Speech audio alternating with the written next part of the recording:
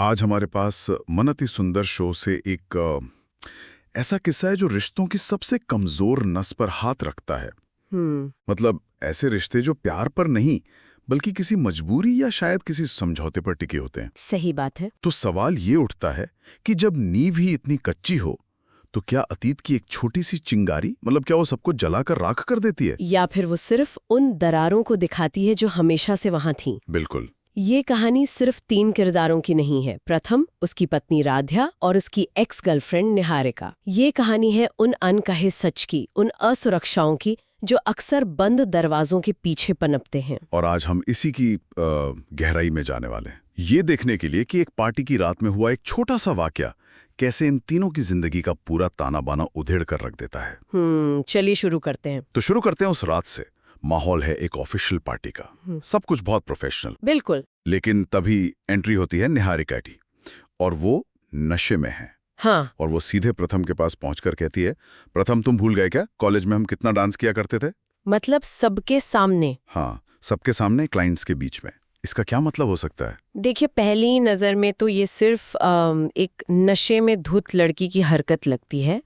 लेकिन अगर हम थोड़ा गहराई में जाएं तो ये एक सोची समझी घुसपैठ है। अच्छा। निहारिका यहाँ सिर्फ पुरानी यादें ताज़ा नहीं कर रही, वो जानबूझकर प्रथम की प्रोफेशनल दुनिया में उनके निजी अतीत का जैसे ढिंडोरा पीट रही है। मतलब ये एक तरह का पावर प्ले है, ये दिखाने की कोशिश कि मैं पहले थी, मेरा हक ज्यादा है। बिल्कुल, ये अपनी टेरिटरी मार्क करने जैसा है। वो राध्या को और शायद दुनिया को ये दिखा रही है कि प्रथम की जिंदगी का एक हिस्सा है जहाँ किसी और की पहुंच नहीं है। और प्रथम की जो प्रतिक्रिया है वो भी तो, वो घबरा जाता है। हाँ, वो कहता है ये ऑफिशियल पार्टी है, बिहेव करो। उसे अपनी इमेज की, अपनी डील की चिंता है। वो वर्तमान में जी रहा है और निहारिका उसे जबरदस्ती अतीत में खींच रही है। प्रथम का डर सिर्फ तमाशे का नहीं है। तो फिर किस बात का है? डर इस बात का है कि निहारिका उस अतीत के दरवाजे को खोल देगी जिसे वो शायद हमेशा के लिए बंद रखना चाहता है। और इसी डर से वो उसे घर ले आता है। हाँ, ताकि मामला और ना बिगड़े। उसका इरादा तो नेक लगता है कि चलो चुपचाप उसे कमरे में सुला देगा और किसी को कानो कान खबर नहीं होगी। लेकिन घर पर तो कोई और ही तमाशे के लिए तैयार बैठा था। हाँ, और वो किरदार है दादी का। कहानी का ये हिस्सा मुझे बड़ा दिलचस्प लगता है क्योंकि यहाँ हम देखते हैं कि किसी रिश्ते को बाहर से कैसे तोड़ा जा सकता है। सही कहा। दादी जो करती हैं वो बहुत क्रूर लगता है।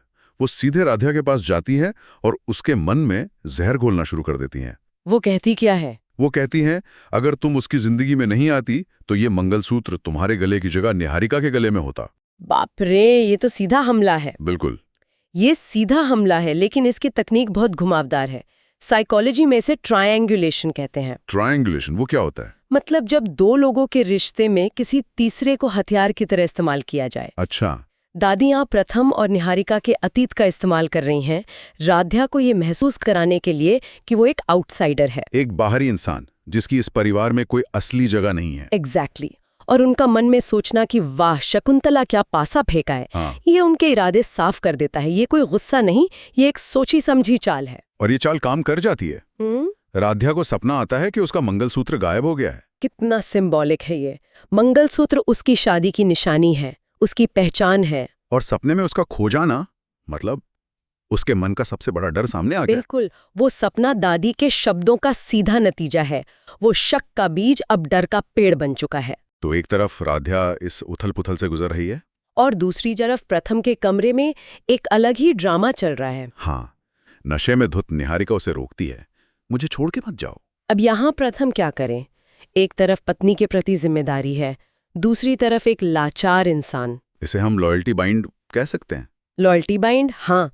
वो कानूनी तौर पर राध्या के प्रति वफादार है, लेकिन निहारिका के साथ उसका एक भावनात्मक बोझ है जो वो अभी ढो रहा है। वो फंस गया है बुरी तरह से।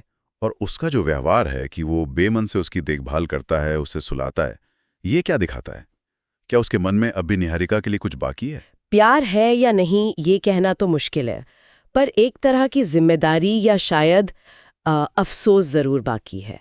हो सकता है उसे अपराध बोध हो। वो एक अच्छा इंसान बनना चाहता है, लेकिन वो ये नहीं समझ रहा कि एक रिश्ते में अच्छा बनने की कोशिश दूसरे रिश्ते के साथ सबसे बुरा करने जैसा होता है। बिल्कुल।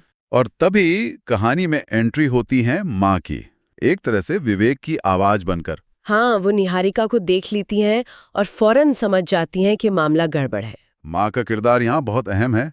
वो प्रथम को उस लॉयल्टी बाइंड से बाहर निकालने की कोशिश करती हैं। वो उसे आईना दिखाती हैं। वो मानती हैं कि शादी मजबूरी में हुई। वो ये भी जानती हैं कि प्रथम राध्या से प्यार नहीं करता, लेकिन वो उसे उसकी असल जिम्मेदारी याद दिलाती है। राध्या, उनकी वो लाइन बहुत दमदार है। पति पत्नी का रिश्ता सबसे पवित्र होता है, तुम्हारी जिम्मेदारी अब सिर्फ राध्या है। वो उसे चेतावनी भी देती हैं कि ऐसा कुछ मत करना जिससे राध्या के दिल को ठेस पहुंचे। वो उसे एक नैतिक दिशा दे रही हैं, एक साफ रास्ता दिखा रही हैं। लेकिन सवाल यह है कि क्या प्रथम उस रास्ते पर चल पाएगा, क्योंकि ऐसी सलाहें अक्सर अगली सुबह तक धुंधली पड़ जाती हैं। और ठीक यही होता है, क्योंकि माँ उसे नैतिक रास्ता तो दिखा देती हैं, पर क्या नैतिकता उस वक्त काम आती है जब आपके हाथ में एक ठोस सबूत हो? बिल्कुल नहीं। अगली सुबह राध्या को यही मिलता है, प्रथम के कोट में एक झुमका। यहाँ से खेल पूरी तरह बदल जाता है। क्यों? क्योंकि अब तक सब कुछ सुनी सुनाई बातें थीं, शक था, एक सपना था, लेकिन झुमका एक भौतिक सबूत है जिसे नकारा नहीं जा सकता। हाँ, और यहीं से प्रथम की असली परीक्षा शुरू होती है। जब राध्या उससे उस झुमके के बारे में पूछती है तो वो सच क्यों नहीं बताता? ये एक बेहतरीन सवाल है। प्रथम यहाँ जो करता है वो है कॉन्फ्लिक्ट अवॉइडेंस।